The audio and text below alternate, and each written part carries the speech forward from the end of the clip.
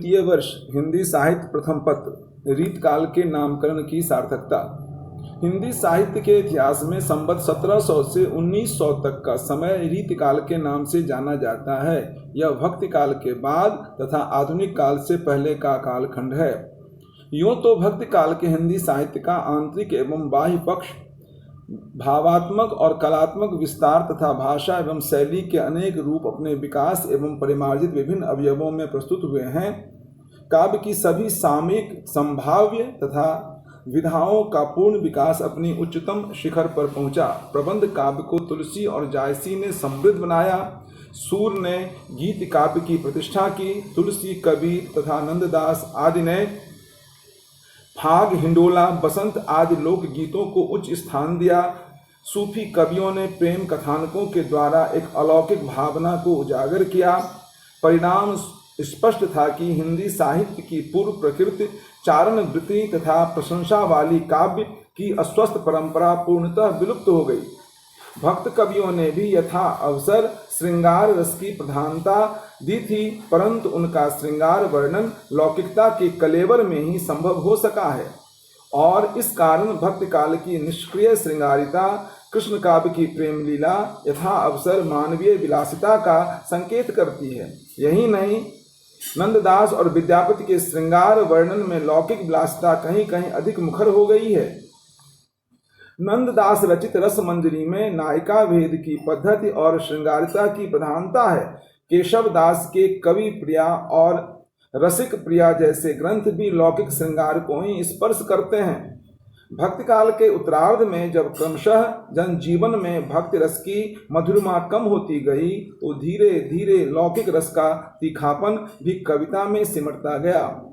17वीं शताब्दी के बाद राधा और कृष्ण को आधार बनाकर बड़ी तेजी से काव्य रचना होती रही, परंतु राधा और कृष्ण के पूर्व वर्णित अलौकिक प्रेम को ऐतिहासिक जामा पहनाया जाने लगा। उनके प्रेम को लेकर उस काल में श्रृंगारिक कविताओं का सृजन प्रारंभ हुआ। जहाँ तक भक्ति काल के काव्य की प्रेरणा भागवत भक्त थी, वहीं कालांतर में काव्य का मूल उद्देश्य अलंकार, रस निरूपण, नायिका भेद तथा आचार्यत्व प्रदर्शन की भावना में समाहित होता गया। इस अलंकारिक प्रवृत्ति को रीति अथवा कविता की रीत या सुकवि रीत कहते हैं। इसलिए आचार्य रामचंद्र शुक्ल ने संवत 1700 से 1900 तक की हिंदी साहित्य की काव्यधारा को रीतकाल नामकरण से अभिहित किया है। रीतकाल को विभिन्न विद्वानों ने विभिन्न नामों से संबोधित किया। आचार्य रामचंद्र शुक्ल ने इस काल को रीतकाल कहा है। मिश्र बंधुओं ने अलंकृत काल, आचार्य विश्वनाथ प्रसाद मिश्र ने श्रृंगार काल तथा डॉक्टर रमाशंकर शुक्ल रसाल ने कला काल कहा है। आचार्य रामचंद्र शुक्ल द्वारा दिया गया रीतकाल नाम में रीत शब्द एक विशेष प्रकार की पदरचना या परिपाटी का सूचक है। रीत वास्तव में एक प्रणाली या प्रस्तुति का ढंग है। इस युग के कवियों ने एक निश्चित या विशिष्ट प्रणाली को दृष्टिगत रखते हुए काव्य रचना की। यह प्रणाली ऐसी थी जिसमें सर्वप्रथम कवि आचार्य धर्म का निर्वाह करते हुए काव्य रचना की रीत या लक्षण प्रस्तुत करते थे और फिर उसके अनुरूप उदाहरणों की रचना। ये उदाहरण उनके अपने रचे हुए भी होते थे और कभी दूसरे कवियों के भी दे दिए जाते थे। अतः लक्षण बताकर उदाहरण देने की प्रवृत्ति इस युग में एक परंपरा सी बनती चली गई। इन उदाहरणों में अधिकांश श्रृंगारी होते थे, इसलिए अधिकांश कवियों ने अलंकार, रस, नायक नायिका भेद, ध्वनि, गुण दोष आदि के लक्षण उदाहरण प्रस्तुत कर एक विशिष्ट रीत सी डाल दी थी और इस रीत का पालन 200 वर्षों तक किया जाता रहा। यही कारण है कि विशिष्ट काव्य रीत के पालन एवं रीत काव्य सृजन के आधिक्य के कारण ही आचार्य शुक्ल ने इस कालखंड को रीतकाल नाम दिया। मिश्र बंधुओं ने अपने इतिहास ग्रंथ मिश्र बंधु विनोद में इस काल को अलंकृत काल नाम दिया है, पर इस नाम से यह प्रतीत होता है कि इस काल में केवल अलंकार आदि को ही प्रमुख मान लिया गया है, जबकि केशव को छोड़कर मतिराम, बिहारी आदि कवियों ने अलंकारों को प्रधानता देकर रस या ध्वनि को काव्य की आत्मा मानकर सुंदर, सरस और भावपूर्ण कविता की है। अलंकृत काल के संदर्भ में केशव की कृत पंक्तियां दृष्टव्य है। जदपि सुजात सुलक्षणी सुवरन सरस सुब्रत भूषण बिनु न विराजई कविता वनिता मित्र। केशवदास की ये पंक्ति है। वस्तुतः अलंकृत काल नाम अभिहित करने से इस काल में जो अन्य श्रृंगार, नीति, रीत, वीर, राज, प्रशस्ति, प्रेम आदि प्रवृत्तियां मिलती है उनकी अवहेलना हो जाती है। यूं भी अलंकार काव्य की मात्रा अनुपात में भी इन सब से अधिक नहीं, अतः यह नाम समग्रतः प्रतिनिधित्व नहीं कर पाता। शुक्ल जी के पश्चात आचार्य विश्वनाथ प्रसाद मिश्र ने इस काल को श्रृंगार काल कहना अधिक उचित समझा। यूं आचार्य शुक्ल ने भी इसे श्रृंगार काल कहे जाने पर अपनी अनापत्ति की घोषणा की थी, किंतु इस नाम से यह आभास मिलता है कि इस काल में केवल श्रृंगार रस को लक्ष्य बनाकर काव्य सृजन किया जाता रहा, जबकि श्रृंगार के अतिरिक्त अन्य काव्यांगों तथा प्रवृत्तियों का भी पर्याप्त विवेचन किया गया है।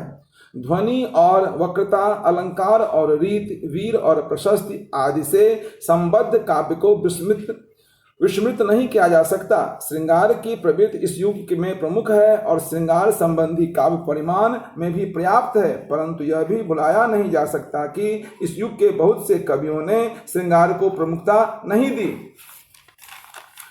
बहुत से कवियों ने लक्षण ग्रंथ लिखकर भी श्रृंगार को कोई स्थान नहीं दिया। नीति, भक्त से कई ऐसे ग्रंथ भी हैं जहां श्रृंगार उपलब्ध नहीं है। फिर श्रृंगार वर्णन की भी राजा या आश्रयदाताओं की रुचि को केंद्र में रखकर ही किया गया, स्वेच्छा से नहीं। तभी तो कवियों को यह भी कहना पड़ा, आगे के कवि रीझई हों तो कविताई, न तो राधिका कन्हाई सुमिरन को बहानो है। भिखारी दास। अर्थात आगे के कवि रीझे तो यह कविता है, अन्यथा राधा कृष्ण के स्मरण का बहाना ही सही। इसके अतिरिक्त अगर सचमुच यह श्रृंगार काल है तो क्या श्रृंगार रस के समूचे अंगों का विवेचन ऋतकालीन कवियों ने किया है? और श्रृंगार रस के रति, स्थायी भाव तथा उसके आलंबन, विभाव, उद्दीपन विभाव, अनुभव और संचारियों का विशद निरूपण उनके साहित्य में कहाँ तक बन पड़ा है? अतः श्रृंगार काल नाम भी पूरी तरह उपयुक्त एवं सटीक नहीं लगता। डॉक्टर रमाशंकर शुक्ल रसाल ने इस काल को कला काल नाम दिया। उन्होंने इस काल की कविता में कला पक्ष की प्रधानता को ध्यान में रखकर इस काल को कला काल नाम दिया है। इसकी समीक्षा हम इस प्रकार करते हैं, इस काल को कला काल कहना निम्नलिखित कारणों से ग्राह्य नहीं है। इसमें संदेह नहीं कि इस काल के अधिकांश कवि अपनी कला के प्रदर्शन के प्रति जागरूक थे और इस काल की कविता में कला की प्रधानता है, हृदय तत्व की नहीं। किंतु इस काल को कला काल कहने से इस काल की कविता के हृदय पक्ष की उपेक्षा होती है। इस काल के बिहारी, मतिराम, पद्माकर आदि का काव्य भाव पक्ष की दृष्टि से भी समृद्ध है। इस नामकरण से घनानंद, बोधा, ठाकुर जैसे रस सिद्ध रीतमुक्त कवियों की कविता के रूप में इस युग की एक प्रमुख काव्यधारा उपेक्षित रह जाती है। वास्तव में रीतकाल के लिए कला काल नाम एकांगी दृष्टिकोण का अभिव्यंजक होने के कारण इस काल की व्यापक प्रवृत्तियों का प्रतिनिधित्व करने में असमर्थ है। निष्कर्षतः रीतकाल के नामकरण के संबंध में वर्णित सभी नामों में शुक्ल जी द्वारा निर्धारित रीतकाल नाम कहीं अधिक वैज्ञानिक और संगत है। हालांकि रीतकाल नामकरण में भी कुछ दोष हैं। घनानंद, आलम, बोधा, ठाकुर जैसे रीतमुक्त कवि रीतकाल नाम के अंतर्गत समाहित नहीं हो पाते। इन महत्वपूर्ण कवियों पर न तो काव्यशास्त्र का प्रभाव रहा, न ही इन्होंने रीत निरूपक काव्य ग्रंथों की रचना की। इसी प्रकार सूदन, भूषण, जोधराज जैसे वीर देश के कवि भी इस नाम के अंतर्गत समाहित नहीं हो पाते हैं। वृंद आदि नीत कवियों को भी इस धारा में समाहित नहीं किया जा सकता, परंतु विषय चयन एवं विस्तार वर्णन के आधार पर इस काल को रीतकाल कहना ही उचित लगता है। रीतमुक्त कवियों पर भी प्रत्यक्ष और अप्रत्यक्ष रूप में रीत के प्रभाव को देखा जा सकता है। बिहारी आदि रीत सिद्ध कवियों पर तो यह प्रभाव रहा ही है। रीतकाल के नामकरण के संदर्भ में सार रूप में डॉक्टर भागीरथ मिश्र का यह कथन अधिक सटीक एवं सारगर्भित लगता है।